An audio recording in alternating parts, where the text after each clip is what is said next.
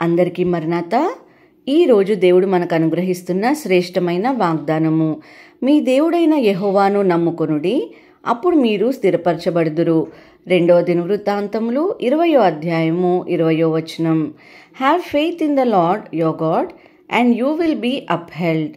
2 Chronicles chapter 20 verse 20. ఈ రోజుకు గాను కృపగలిగిన దేవుడు మనకు అనుగ్రహించిన వాక్య భాగంను బట్టి ధ్యానించుకుందాము. ప్రభునందు ప్రియమైన సహోదరి సహోదరులారా, ఈ లోక జీవితంలో శ్రమలు, అనేక యుద్ధాలు వంటి సమస్యలు నిత్యము ఎదురవుతూనే ఉంటాయండి. ఒక కష్టం తీరింది అనుకునే లోపే ఇంకొక కష్టం వస్తూనే ఉంటుంది. అయితే భక్తుడు ఈరోజు వాక్యం ద్వారా మనకు స్పష్టం చేస్తున్న విషయము ఏమిటంటే, మీరు ఈ సమస్యల నుండి, మీ కష్టాల నుండి బయటపడాలి అంటే స్థిరత్వము కలిగి భయము లేక జీవించాలి. అంటే దేవుణ్ణి నమ్ముకోవాలి. అప్పుడు మీరు స్థిరపరచబడతారు.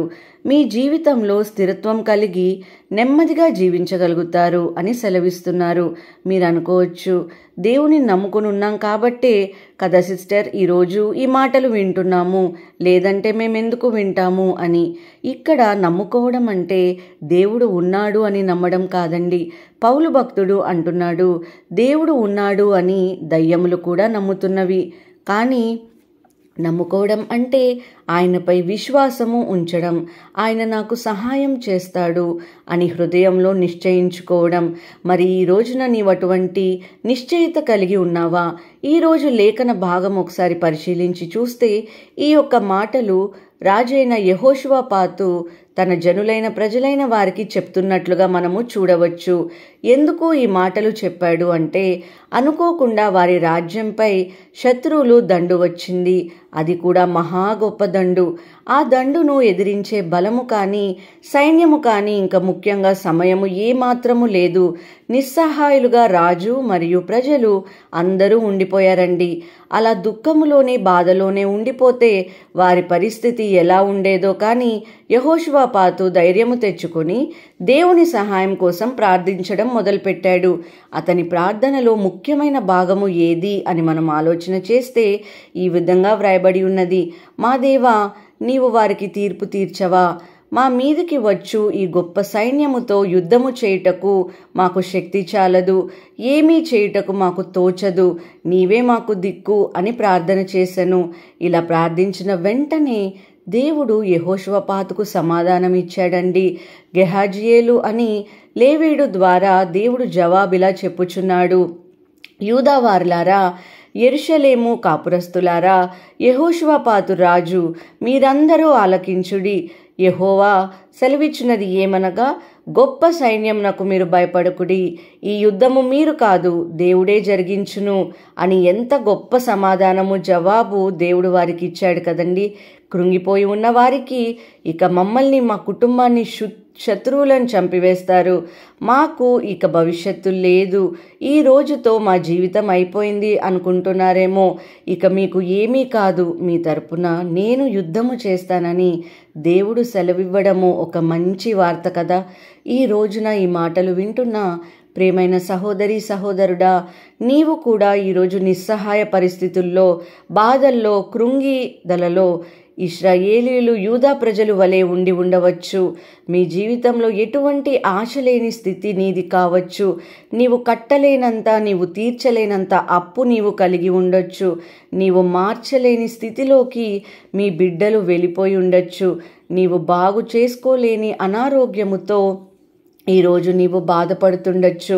నీవు కట్టలేనంతగా నీ కుటుంబము చెల్లా చెదురైపోయి ఉండవచ్చు. అయితే భయపడకు, భయపడిపోయి ఓటమిని ఒప్పుకోకు. దేవుని దగ్గర వేడుకో, ఆయన సన్నిధిలో మొరపెట్టు.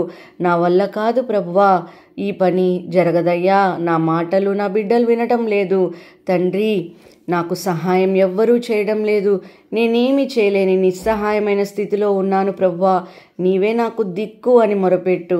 దేవుడు నీకు కూడా తప్పక జవాబిస్తాడు. నీవెదుర్కోలేకపోతున్న సమస్యను ప్రభువే నీకు బదులుగా ఎదుర్కొంటాడు. ఆయనే నిన్ను గెలిపిస్తాడు.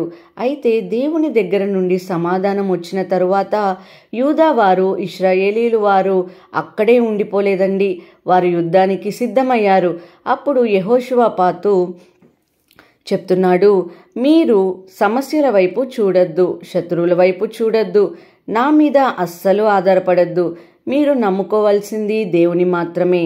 ఎందుకంటే మీరు కాదు, నేను కాదు, మన సైన్యము కాదు, యుద్ధము చేసేది దేవుడే. కాబట్టి ఆయనని నమ్ముకొని ముందుకు సాగండి అని చెప్పాడు.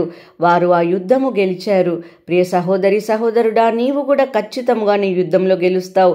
ఈరోజు దేనివల్ల నువ్వు పోరాడుతున్నావో అయినప్పటికీ, అది ఎంత బలమైనది అయినప్పటికీ, ఎంత శక్తి గలది అయినప్పటికీ నీవే గెలుస్తావు. ఎందుకంటే యుద్ధం చేసేది, చేయబోయేది నీవు కాదు, సర్వశక్తిమంతుడైన దేవుడు కనుక. కాబట్టి ఎవ్వరి సహాయం కొరకు తిరగకు, ఎవరిని బ్రతిమిలాడకు. నీ యొక్క నిస్సహాయ స్థితిని దేవునికి చెప్పుకో, నీ బాధని ఆయనకి విన్నవించుకో. ఆయనే నిన్ను రక్షిస్తాడు, నీకు బదులుగా పోరాడతాడు, నిన్ను గెలిపిస్తాడు. ఈ మాటలు దేవుడు దీవించి మన హృదయంలో ఫలింపచేయునుగాక. ఆమేన్. మహాపరిశుద్ధుడా, కృప కలిగిన తండ్రి, ఈరోజు వాగ్దానం కొరకే స్తోత్రములు ప్రభువా. అవును తండ్రి, తల్లి తండ్రి లేక ప్రభువా బిడ్డలు తండ్రి ఎంతగానో బాధపడుచున్నారేమో, ఎవరి నుంచి మాకు సహాయం వస్తుంది అని ఎదురు చూస్తున్నారేమో ప్రభువా. తండ్రి, మీరే వారి కుటుంబానికి తండ్రిగా నిలబడి ప్రభువా మా గొప్ప అద్భుత కార్యములు చేయండి.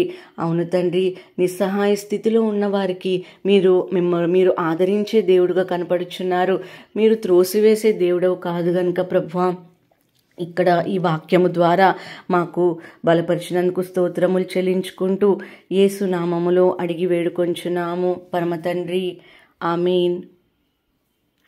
అందరికీ మరణత.